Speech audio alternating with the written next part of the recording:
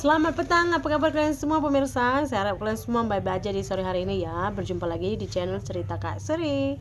Nah, hari ini kita bicara tentang apa lagi? Tapi sebelum kita berbicara dengan topik kita, saya mau mengucapkan dulu turut berdukacitalah dengan musibah yang sekarang terjadi di Perak ya, di Slim Village, Slim River. Lepas satu lagi apa itu katanya kan karena putus jembatan, karena luapan air ya, terjadi banjir. Ada juga saya baca komentar katanya bekalan air pun terputus. Tapi ini saya baca hari Jumat kemarin, mungkin sekarang sudah bisa ditangani ya. Saya ikut juga update juga beritanya, katanya udah ada lagi jembatan darurat yang udah dibangun gitu untuk menghubungkan daerah ini ke perkotaan gitu biar bisa masuk air gitu. Jadi turut berdukacita, semoga ya kan korban yang terkena banjir ya tabahlah dengan dugaan ya. Dan ada yang katanya di reruntuhan Masjid India yang belum ditemukan sampai saat ini juga, semoga secepatnya ditemukan dalam keadaan hidup ataupun meninggal, semoga saja secepatnya bisa ditemukan ya. Oke pemirsa, hari ini kita berjumpa di channel Cerita Kak Sri. Apa yang kita bahas hari ini Kak Sri? Saya mau meng-reaction satu video statement yang dikeluarkan oleh rakyat Malaysia tentang negara Indonesia khususnya, tapi di sini dia juga ada mengeluarkan statement tentang negara Bangladesh pemirsa. Jadi ini tuh saya dapat, and then saya mau reaction video ini. So jom kita dengarkan dulu. Ini videonya tuh ada sekitar 3 menit. Kita dengarkan dulu semua ceritanya ya. Jom. Malaysia, Bangladesh. Di sebuah negara yang bernama Malaysia ni, antara yang ramai orang luar datang ialah Indonesia dan Bangladesh. Banyak lagi negara yang datang lah. Tapi nak beritahu, antara orang yang bermaruah tinggi, bangsa yang bermaruah tinggi, ialah Indonesia dan Bangladesh. Kenapa? Susah macam mana pun orang Indonesia dan Bangladesh datang ke Malaysia, diorang takkan minta sedekah. Diorang akan bekerja.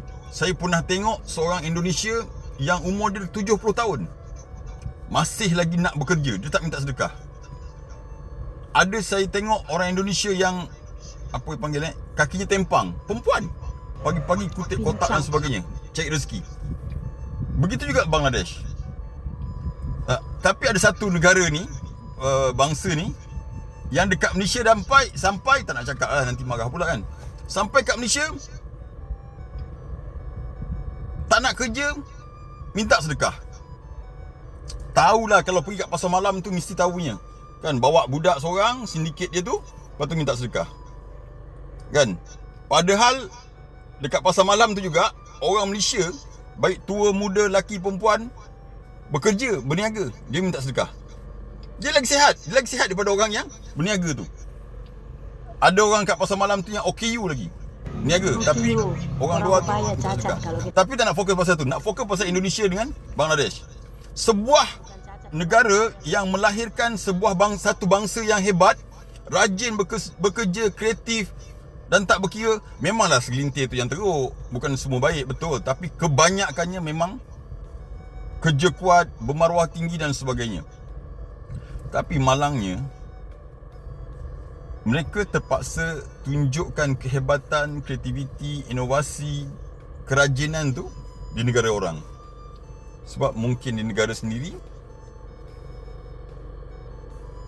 tak tahu nak cakap lah, tidak ada peluang pekerjaan. Kita tengok apa yang berlaku kat Bangladesh sekarang. Runtuh, rakyat mengamuk, Perdana Menteri pun lagi kan. Indonesia tak berani nak cakap sangat lah kan. Tapi nak beritahu. Oke pemirsa, saya dengar sampai 2.31. Cuman di last video ni ada pesan yang sangat bagus untuk rakyat Malaysia katanya. Tapi nak beritahu, negara-negara ni mempunyai aset yang sangat hebat, iaitu rakyat dan warga yang rajin bekerja dan bermaruah tinggi. Tapi mungkin malangnya pentadbiran, mungkin ada corruption dan sebagainya. So Malaysia, apa kaitan dengan Malaysia pula? Kena ambil pengajaran.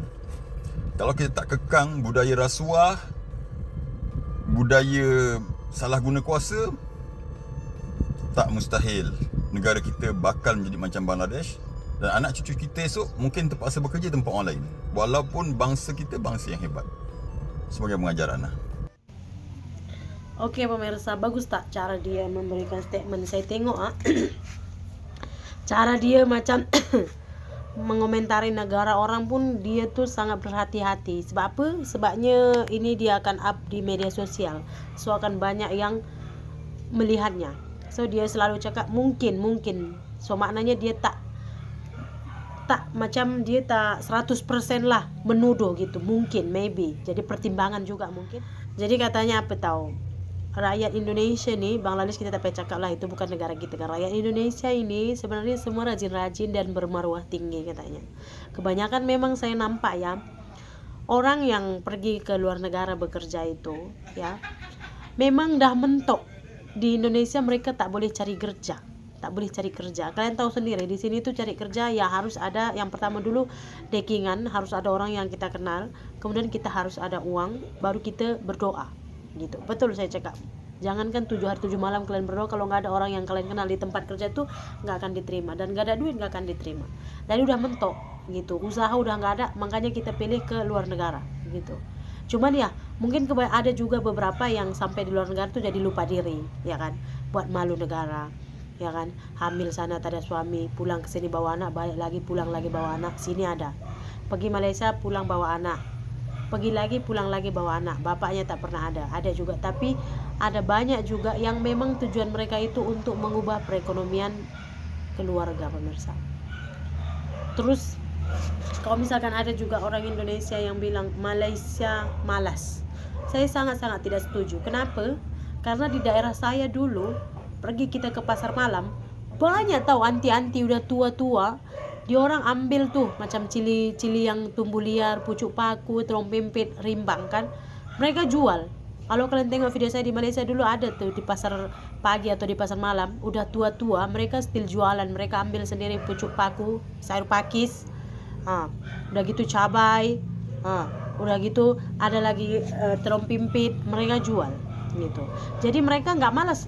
Istilahnya di sana itu tuh jarang sekali yang orang tua gitu kayak meminta-minta gitu, enggak gitu. Cuman memang ada bezanya juga. Di Malaysia memang kayak dia warga emas gitu, ada dibagi pemerintah bantuan gitu. Jadi ya nggak sama seperti di sini.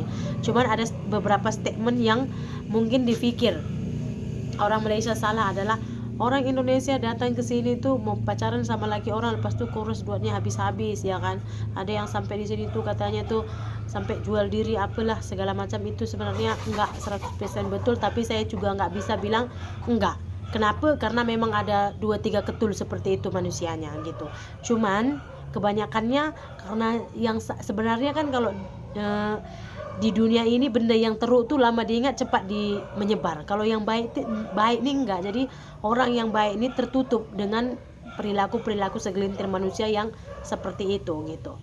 Terus kalau misalkan ada pandangan orang Indonesia, orang Malaysia itu malas-malas, sama sekali enggak. Kenapa mereka nggak mau kerja berat kayak bangunan ya kan, kayak sapu jalan, kayak cuci jamban apa semua? Karena ya pemirsa, namanya mereka warga tempatan pemirsa, mereka nggak sesusah kita cari kerja. Mereka masih bisa mencari pekerjaan yang lain. Kenapa mereka harus mengerjakan benda itu gitu pemirsa? Mereka boleh cari kerja yang lain, kenapa dia harus cari kerja itu? Sementara kita ini kan warga asing, kita pikir ya kerja apa aja nggak apa-apa lah, yang penting kerja, daripada udah sampai negara orang nggak kerja gitu. Jadi jangan katakan kalau nggak ada warga asing, siapa yang buat ini, siapa yang buat itu, karena mereka warga tempatan, ada hak untuk mereka memilih pekerjaan mana yang mereka suka, mana yang mereka tak suka, hak mereka. Ya kalau saya pun ya, kalau contoh anak saya membesar di Malaysia dan dia mau bekerja di Malaysia, saya nggak akan bilang udah kau berhenti sekolah jadi operator. Saya nggak akan bilang itu. Kamu kerja tinggi-tinggi, namanya warga tempatan, terserah kamu masukkan lamaran ke sana, masukkan misalnya di sini diterima, mak di sini aku diterima, contohlah cuma sebagai operator. Try sana. Kamu warga negara, kamu boleh memilih mana pekerjaan yang kamu rasa sesuai dengan kamu, ya kan? Tapi lainlah kalau memang kamu gak ada skill apa-apa, tapi mau pilih pekerjaan yang harus ada kelayakan pendidikannya, harus ada skillnya gitu, ya itu susah sikit. Negara kami ini bukan tak kaya, besar kaya, tapi ya rasuah merajalela, jadinya ya begitu. Misalnya dari pemerintah 50 juta, potong di sini. Jadinya 35 potong, 30 potong, 25 potong, 20 potong, 15 sampailah ke tangan yang ditujukan tinggal 10 juta. Ya, memang begitu. Jadi di sini ada ketimpangan sosial yang sangat tinggi. Ada yang kaya-kaya sekali, sampaikan piringnya, satu piring tempat dia makan pun boleh seharga 10.000. Ada yang miskin sekali, sampaikan mau makan pun kena ikat perut dulu. Jadi itulah dia cerita kita hari ini pemirsa. Terima kasih banyak. Jika ada perkataan yang kurang sesuai ataupun kalimat saya yang menyakitkan hati, saya minta maaf. Kita jumpa lagi di cerita Kak Sri berikutnya. Bye bye.